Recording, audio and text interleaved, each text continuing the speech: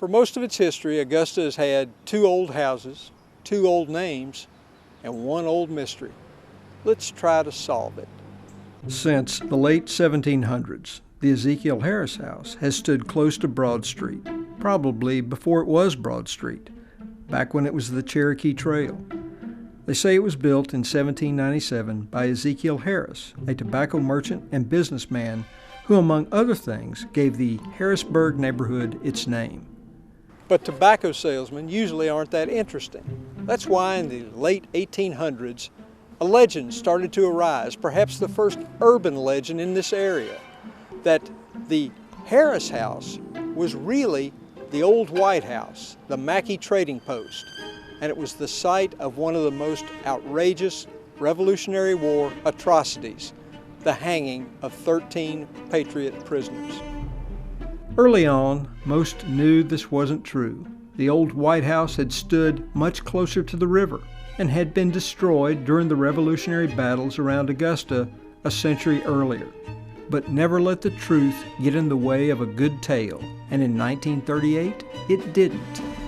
That's when a city brochure came out talking about Augusta's historic sites, and it called the Harris House the Mackey House, the old White House, and it repeated the story of the 13 Patriots. After that, nobody seemed to care. Everyone, even famed traveling CBS storyteller Charles Kuralt, told the grim story of the old Mackey House.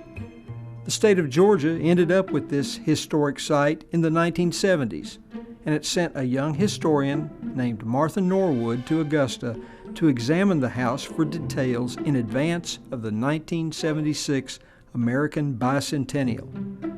Norwood quickly discovered the truth. She told her superiors, who brought in an expert from Williamsburg, Virginia, who supported her findings.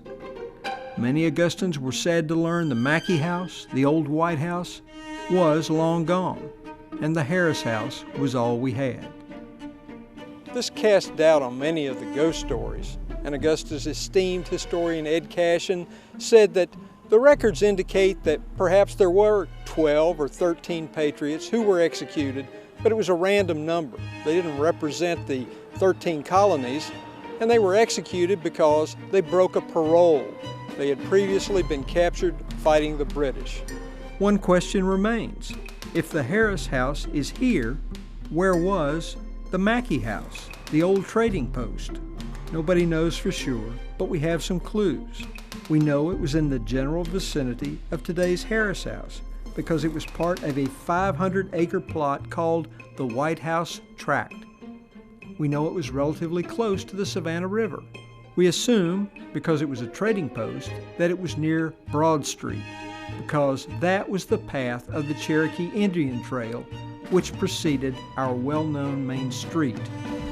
And we also know from descriptions of the Revolutionary battle that it sat on a small hill. I'm standing on a spot that fits all the criteria right off the Levee Trail.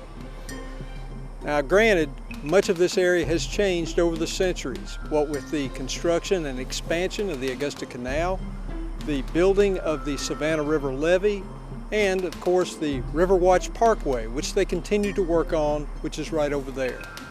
But it fits. And if someone wants to get out the old marker and stick it up, I can't think of a better place.